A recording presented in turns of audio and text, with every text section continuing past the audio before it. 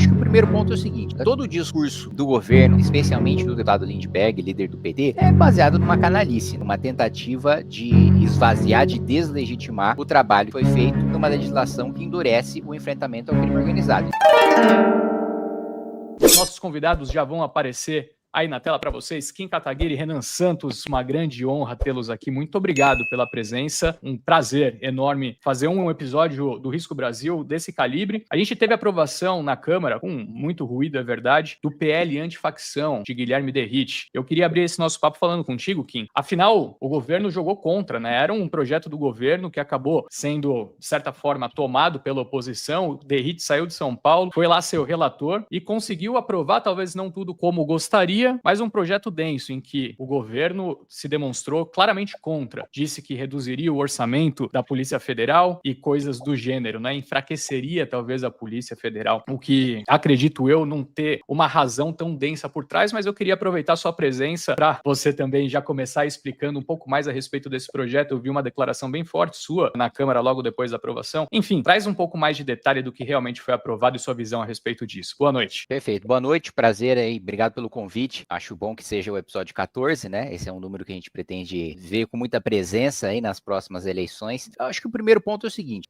todo o discurso do governo, especialmente do deputado Lindbergh, líder do PT, é baseado numa canalice, né? Numa tentativa de esvaziar, de deslegitimar o trabalho que foi feito numa legislação que endurece o enfrentamento ao crime organizado. Eles mentem dizendo que a primeira mentira é de que tiraria poderes da Polícia Federal. O projeto de lei sequer era capaz de fazer isso, porque competência de polícia está na Constituição. Então já começa aí. Se a lei mexesse em alguma coisa, no outro dia teria caído. Então, a primeira mentira é a mais fácil de desmontar. A outra mentira é sobre financiamento da Polícia Federal. O texto ele é muito claro. Se foi a Polícia Federal que fez a operação contra o crime organizado, ela vai ficar com 100% daquilo que for apreendido, vai ser enviado para um fundo que financia a Polícia Federal. Se for a Polícia Estadual, vai para a Polícia Estadual. Se for a Polícia Federal com a Polícia Estadual, é metade metade. Esse é o texto. Esse é o texto. E ainda é uma parcela do financiamento do Fundo de Segurança. Essas apreensões representam 4% só do orçamento da Polícia Federal. Então, se eles de fato quiserem fortalecer a polícia, eles estão com a caneta na mão. Eles são o poder executivo. Eles decidem o orçamento. Se eles quiserem mandar um projeto de lei orçamentária acabando, sei lá, com 15 bi de lei Aldir Blanc, Paulo Gustavo e passar tudo para a Polícia Federal, eles passam. É decisão deles. Quem tem a caneta para decidir sobre 96% do orçamento da Polícia Federal, que não faz parte dos 4% que a gente legislou, e mesmo nesses 4% que tem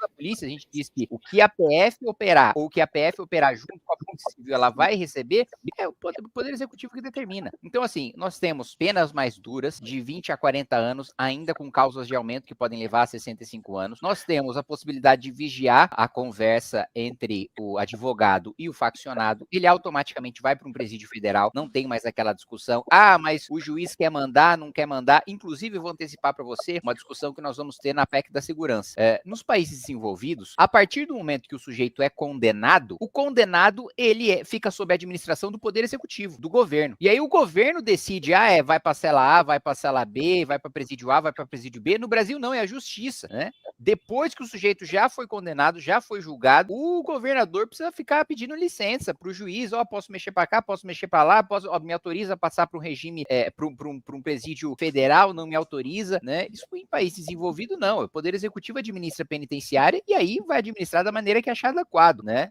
Dentro daquela pena que foi imposta por um juiz. O juiz impôs a pena, acabou o papel dele. Agora o papel do Poder Executivo. Então, assim, um dos pontos que o governo, primeiro, tentou tirar do texto era a ação civil de perdimento de bens, que era basicamente a maneira que a gente tem de sequestrar todo o patrimônio do crime organizado. E eles falando, não, mas o crime se combate na Faria Lima sem dar um único tiro. Pois é, nem na Faria Lima, nem em nenhum outro lugar em que se movimenta dinheiro, eles queriam que pudesse movimentar uma ação civil. Não estou falando de dar nenhum tiro, né? Se tentaram tirar do texto, foram derrotados no voto. Outro ponto, eles estavam criando a figura do faccionado privilegiado, que é aquele sujeito que, se ele não exerce função de liderança e se ele não é financiador da facção criminosa, ele poderia ter sua pena reduzida em 1/3 a metade, né? Ou seja, a maior parte dos faccionados não são financiadores e não são líderes. A maior parte são liderados. Então, eu estaria diminuindo a pena para a maior parte deles. Então, essa campanha que está sendo feita pelo governo é um desespero dos idôneo, que tá vendo que pegou mal, o PT ter votado contra um projeto que endurece pena contra o crime organizado, tá pegando mal na opinião pública. Por isso que o Sidônio tá mobilizando desesperadamente todos os influenciadores pagos com o dinheiro do governo federal, por isso que o Lindbergh tá nesse desespero, e isso só piora a situação do governo, porque agora o Centrão se emputeceu. Aí vem o Hugo Mota e dá a declaração, eu não quero mais falar com o Lindbergh. Ele tá falando que não vai mais falar com o líder do partido do presidente da República. Isso significa uma sequência de derrotas pro governo daqui pra frente, porque eles fizeram uma campanha desesperada, achando que atacar o Congresso no projeto antifacção ia ter o mesmo efeito de atacar o Congresso no imposto de renda. Só que eles não estão entendendo que a população queria o projeto antifacção. O projeto antifacção não é a PEC da blindagem, não é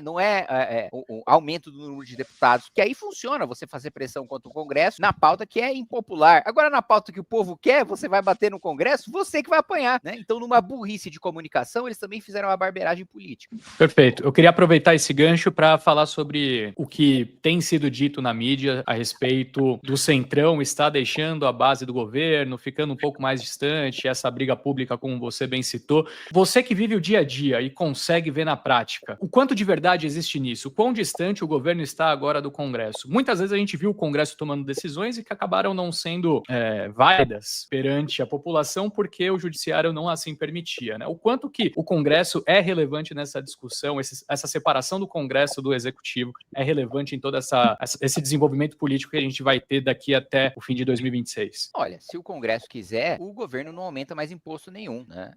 A gente eu apresentei o requerimento retirado de pauta da MP 1303, a gente derrotou, o governo não aumentou o imposto e não tem nada que o Supremo faça em relação a isso, como não fez. Mesmo na questão do IOF, né, a proibição da criação de um novo fato gerador foi barrado pelo Congresso, o Supremo devolveu o aumento do IOF, mas se o Congresso quiser, ele aprova uma lei mudando a regulamentação do IOF e falando que agora não tem mais caráter extrafiscal e que tem que passar pelo Congresso Nacional. Se ele quiser mudar a lei para reverter o entendimento do Supremo, ele muda. Tudo depende de quanto o Congresso, os líderes e o presidente da Câmara estão dispostos a comprar essa briga. Se eles quiserem comprar, a gente já viu o que um presidente da Câmara, o que um parlamento de oposição é capaz de fazer com um presidente da Câmara de oposição, basta ver a gestão do Cunha. Não só não aprovava os projetos da Dilma, aprovava projetos que o governo não queria. E isso o Congresso fez agora. Porque também, vamos lá, não vamos imaginar também que o Hugo Mota, que o governo agora só se deu mal, como eu coloquei, se deu mal na comunicação, se deu mal na articulação política. Mas isso não foi arquitetado por uma genialidade do Hugo Mota. O Hugo Mota, na realidade, era o contrário. Ele falou, bom, tem um projeto contra o crime aqui. Ser contra o crime é uma pauta popular. É uma oportunidade de eu agradar todo mundo. Eu vou pegar um projeto do governo, eu aprovo o projeto do governo, vou agradar o governo. Eu vou pegar um relator da oposição,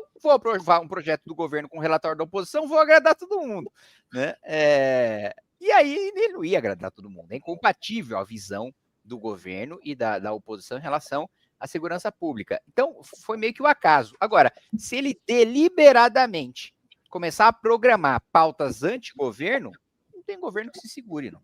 Mas eu não acho que isso vai acontecer, né? Não acho que ele tem essa coragem, essa disposição. Boa. Renan, eu queria te puxar aqui para a conversa, já dando boa noite antecipadamente também. Qual que é a sua visão a respeito desse assunto, segurança pública? Sei que é um tema extremamente amplo, mas é de longe o que mais machuca as pessoas no dia a dia, né? Eu vi um corte hoje no seu Instagram, você contando a história da sua mãe, né, ali em 97, 98, algo assim. Acho que todo mundo aqui tem uma história, né, ou próxima, ou pessoal, e chegou num tamanho de insegurança generalizada, independente do estado que você esteja, com raras exceções, em que as pessoas não se sentem confortáveis em fazer mais nada que não seja num ambiente fechado, né? A verdade é essa. Agora, como resolver também um problema como esse, né? Em que a gente sabe que as facções estão penetradas em praticamente todos os setores, na política, imagino que o Kim tem a sensação de que até mesmo algumas pessoas ali ao lado dele no trabalho também tem algum tipo de conexão. É difícil, a gente sabe que para se resolver não é uma coisa rápida. Logo, como um presidenciável, qual que seria as suas ações mais intensas para tentar resolver esse problema? Primeiro, obrigado pela oportunidade de estar aqui de volta. Adoro não apenas Market Makers, mas o Risco Brasil é um programa legal. Adoro a abertura, tá? Com o Eduardo Cunha. Que Deus tenha misericórdia desta nação. Muito bom, me traz boas memórias. Numa época que o PT perdia muito e, assim, recorrentemente. O tema da segurança pública no Brasil, vou acabar sendo aqui meio até meio marxista, no sentido de mudanças qualitativas, uma quantidade grande de mudanças quantitativas gera uma mudança qualitativa. Ou seja, a gente está tantos anos vendo o crime se repetir, mudar de forma e ganhar novos elementos, que hoje o crime não é o que ele era antes. Todas as discussões que a gente tinha sobre crime organizado anteriormente envolviam, legaliza ou não legaliza as drogas para evitar? Vamos ressocializar mais ou ressocializar menos? Hoje a discussão morreu. A discussão morreu por quê? Porque tudo foi tentado, tudo de alternativo, até do ponto de vista, vamos dizer, dos direitos humanos e de uma abordagem mais humana, supostamente usando inteligência para enfrentar o crime. Isso foi tentado por décadas a fio. Da Constituição de 88 para cá, a gente viu um approach muito particular, muito, vamos colocar aqui, moderninho, né, no atendimento à ideia de que o criminoso ele tem razões especialmente econômicas por conta da desigualdade social para estar cometendo os crimes, e que se você dissuadir ele através da inteligência ou levar à escola antes de retomar o território, você vai resolver. Pois bem, não funcionou. A gente tem agora exemplos internacionais, não só os exemplos antigos que a gente já teve do leste asiático, de um enfrentamento muito duro ao crime, né? Se você mostrar para um esquerdista hoje as leis que vigoram na parte criminal na China, no Vietnã, eles vão ficar um tanto quanto, né, assustados. Mas também agora o caso de El Salvador, que é o exemplo no nosso continente mais óbvio e claro. E o exemplo é, como houve a mudança qualitativa, ou seja, o crime organizado não é apenas um vendedor de droga ou um assaltante de carro, mas quadrilhas organizadas que se tornaram uma força política, que tomaram pedaços do território. Portanto, o Estado precisa dele próprio de uma mudança no seu enfoque. As leis que nós temos no Brasil não são suficientes para enfrentar esses caras. Eu acho que essa discussão é a discussão central. Eu acho engraçado o governo estar sendo pautado, vamos dizer, por essa discussão e ter tentado andar com a agenda ligada à transformação das facções nesse tipo de organização anômala, né, que se apropria de território. O Kim sabe bem, a gente até pode entrar, porque é uma discussão antiga que o PT, no fundo, ele queria usar essa discussão para centralizar as operações policiais junto ao governo federal, que é um desejo que eles têm desde o começo dos anos 2000. Há uma crítica, inclusive, que o Haddad fez, que o PT fez quando o Haddad foi candidato em 2018, sobre eles não terem tido um controle maior sobre as Forças Armadas, e ainda não tem.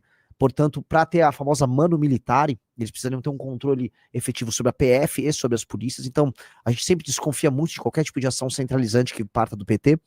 Mas mesmo assim, eles são obrigados a reconhecer que há esse ente anômalo. Então, ele mudou de forma. O crime acontece tanto no Brasil que ele mudou de forma, portanto, o Estado tem que mudar de forma para enfrentar ele. E o fato da gente estar discutindo hoje esses temas me deixou animado. Porque, olha só, um elemento está dado. Agora, né, se passar no Senado esse projeto, se tivermos esse entendimento, a organização criminosa vai ser enquadrada em algo parecido com aquilo que nós chamamos de direito penal do inimigo. Tá? Isso vai dar instrumentos especiais para que o Estado enfrente eles. O segundo passo é uma liderança política com disposição de, ao chegar na presidência da República, decretar um estado de defesa. O Pimentel estaria aqui hoje, ele é uma pessoa que fala isso.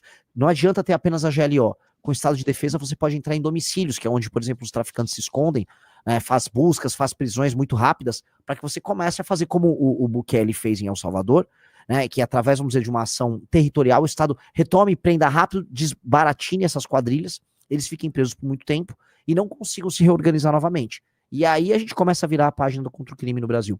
E dá para fazer, tem um custo, o principal custo não seria apenas o das operações, mas seria o custo da criação de presídios. A gente teria que criar pelo menos mais 200 a 300 mil vagas rapidamente, tá? Isso teria um custo em 4 anos de 40, 80 bilhões de reais, vamos botar aí, mas isso seria muito efetivo, né? As pessoas sentiriam, é um investimento que a sociedade brasileira está disposta a fazer.